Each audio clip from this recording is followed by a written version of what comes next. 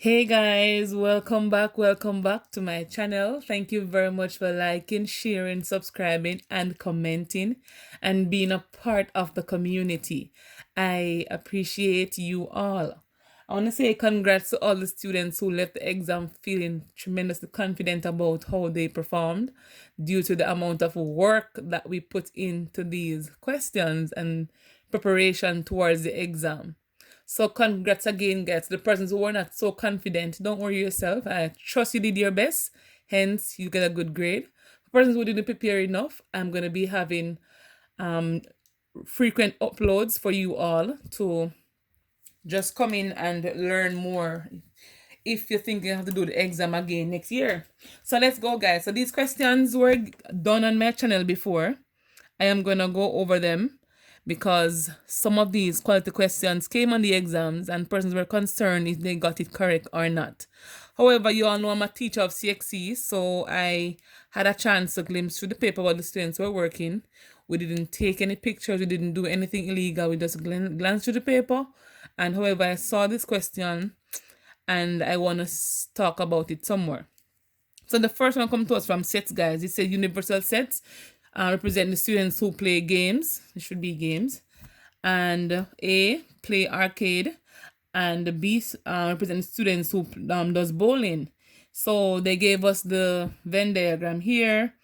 So it said, given that the set B and A are sets of the universal set, where the number of elements in A equal 20, the number of elements in B equal 15, and B subset A, then and B is a subset of A, then the number of elements in A and B is equal to what? So here they say B is a subset of A. That means B is contained in A as is seen on the diagram right here. Okay. So they want to know the number of elements in B and A. That means the intersection if you were supposed to have two intersecting sets. But because you have a set depicting subset, guys, you have to understand that B, as they say, is 15 and A represents 20. But if you should realize here, you see that 15 members out of B is also common to A, and so you could rewrite A as 15 plus 5, and you know B is already 15. And remember, intersection here means and, okay? So it has to be in A and B. And so far, if I should do something like this, I see that 15 is common to both of them. That means 15 would be the intersection of A and B. Hence, the 15 here represents both in set A and set B. And so this one, the answer would be 15. And I did something like this, guys, had to do with some different elements, but the same concept was explained. Using this same Venn diagram, guys, we're asked how many students play exactly one game. So we know 15 represents students who play bowling and arcade, okay? Because and here in the first question spoke about bowling and arcade.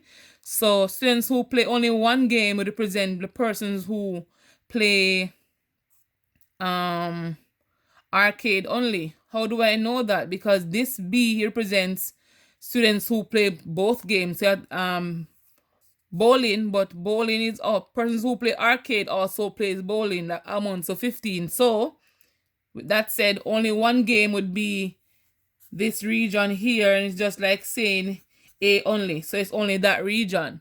And so that would be 5. And so only 5 students played one game, and that would be arcade only, which is this region. But here would be arcade and bowling. So 5 is the answer for that one. So if you can recall seeing a questions or something of this nature, guys, you would have an idea of what you put for your answer. This may not be pleasing to some persons, but I was asked to do the video, and so here I am. So this question, guys, you're given a triangle PQR with the vectors PQ represented by U, no, QP, U, and QR is V, and they're saying that X is the midpoint of PR. Okay, so X is the midpoint of PR. With that said, guys, we are asked to express px in terms of u and v. This should be and. Px in terms of u and v. So we know px is on the line pr. Okay, so if we can find pr first, and it says the midpoint says halfway of pr. So pr would be pq plus qr. And we see the arrow turning this way. So if we want to go PQ, it's going to be negative U plus QR. It's going to be V. All right. So that will give us eventually PR. But PX is on PR. So we know PX is basically half of PR. All right. So what we can do here, guys, is to say half of negative U plus V. You can simplify that.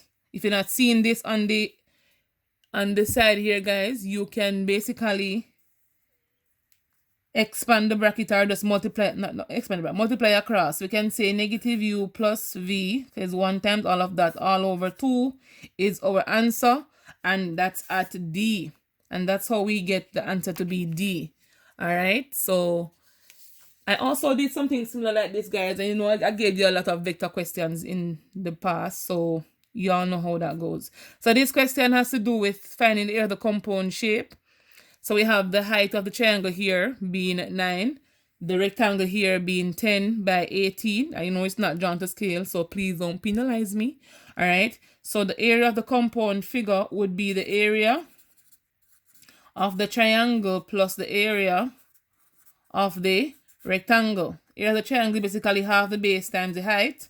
Area of the rectangle is going to be the length times the width. So here is 10 times 18. You all can see how I get that. Length times width. And half the base. If here is 10, that means up here is also 10. Here is 18. Here is also 18.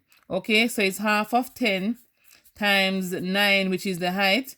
Half of 10 is 5 times 9, that's 45. 10 times 18, that's 180. If you add these two, it should give you 225.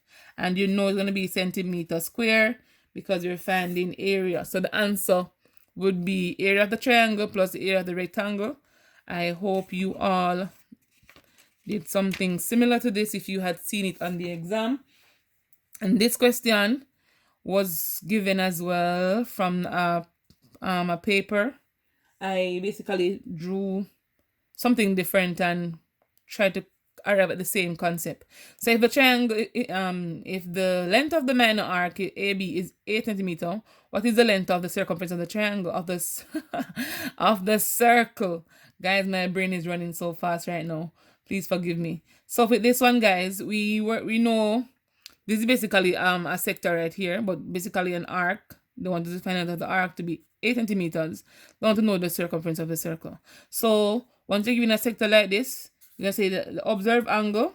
To find the length of the arc, you're going to say length of arc is equal to the observed angle over 360 times 2 pi r.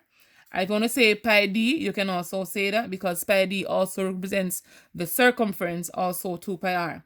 So the length of the arc is given as 8. So 8 centimeter is equal to the observed angle is 60 over 360 times 2 pi r.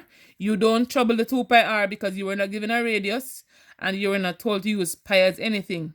All right. So you're basically trying to find the circumference here. So you're not supposed to trouble the 2 pi r any at all. What we can do is to reduce this number. We'll get 1/6. So 1/6 2 pi r is equal to 8 centimeter. We want to find 2 pi per r to be the subject. We're going to have to multiply by 6 on both sides. Why? Because they're dividing by 6 here. And so this cancels this one. 6 8 48. Hence 2 pi r or pi d is equal to 48 centimeter, which is the circumference of the circle. And that's how you do a question like this. All right, guys. So this question now comes again from sets. It says in the Venn diagram above, you represent students who play games. C, students who play cricket. F, plays football. The number of students who play cricket but not football is. So basically, guys, you're asked how many students plays cricket only. So we know that this region here means they play both cricket and football, right? here be football only, here be cricket only. So they say cricket but not football. We know that 3 plays both of them. So what they want here is basically this region here. Okay, so cricket is basically saying cricket only. And cricket only represents 7. And so our answer here is 7. I hope this one was also clear. All right, guys. Don't let this paper be one that you're going to say, oh, I did something on the exam or whatever. Don't make that be the problem right now. Just learn from your mistake. And the one mark won't kill you. So don't worry yourself either. So here, if the x and integer satisfy the inequality for less, let me go for the middle. So 2x is greater than 4 and 2x is less than or equal to 6, then we want to ensure that whatever is in the middle here, guys, for x, the coefficient of x needs to be 1. So what we do, guys, you can separate this into 2 inequalities, or you can work it as 1. Where, you know, this is a compound inequality. So to get the value of x by itself, or the coefficient to be 1, you have to divide by whatever it's multiplying by, which is the 2. If you've been on my channel for a while, you see me giving you several of these questions. Because it came on a paper 2 question last year, and the students, they freaked out completely. And so divide by 2 on both sides, and all sides are divided by 2 throughout. So you'll have 2 here, you'll have 1 here, and you'll have 3 there. And since we didn't divide by a negative number, the signs will not change. Hence, the answer is 2. X is greater than 2 and x is less than or equal to 3. And that is reflecting at C. All right, guys, I hope this one is clear as well. Another one, given that 2 asterisk 5 is equal to 14 and 3 asterisk 6 is equal to 18, then A asterisk B is equal to what? One thing I always tell the students is that you need to go ahead and line them up. Know what is A, know what is B. All right, so A, first term, second term, you can do the same thing here. Go ahead and line them up. All right, so I'm going to put A asterisk B over them. You can do that to know what is A and what is a B. All right, guys, having said that, there is no simple way of doing this question, guys. You have to do trial and error. All right, and once one of these expression works for one of the given binary operation, you can go ahead and try the other one in it. All right, so there's no simple way of doing this. So let's try with the first one. So it says 3 times 2. Let's do the first one. So it's going to be A is 2 minus B is 5. Let's see if this gives us 14. So let's write the bracket first. 2 2 is 4. So 4 minus 5 in bracket times 3. That gives you a negative 1 times 3. That's not equal to 14. So we know that wouldn't work. And if it wouldn't work for this one, it wouldn't work for this one as well. All right. So we won't even have to try the 3 6 in it. What we can do is to observe that since as it's subtracting, we won't try anything that has subtraction in it. So I'm going to try C to see if C is a possible solution. But if you want, you could go through and try everything. But I'm going to try C. So C saying 2A plus B. So when we see that, let's try 2 5. So A equal 2, B equal 5. So it's 2. 2 plus 5 is equal to, that's going to give us 7 in the middle there, and that's going to give us 14. So we see that this is correct. So we can go ahead and try the other operation. So A equal 3 and B is equal to 6. All right, guys, I hope you're understanding this one. So again, in the same expression, 2A plus B, I'm going to put 3 and 6. So it's going to be 3 plus 6 times 2. 3 plus 6 is 9. 9 times 2 is 18. And there you go. So we see that C is the possible answer since as we got 14 and, is it finished? Yeah, 14 and 18 to be our solution. So guys, these are questions that person said gave them the most trouble. And so I found something similar to them to explain. I thank you very much for watching. Remember to like, share, comment, subscribe. Tell a friend about me. Wanna come next year, you're in grade 10, grade 9. Let them come over. As you know, I have a lot to offer and I'm willing to help. So I'll see you on my next video.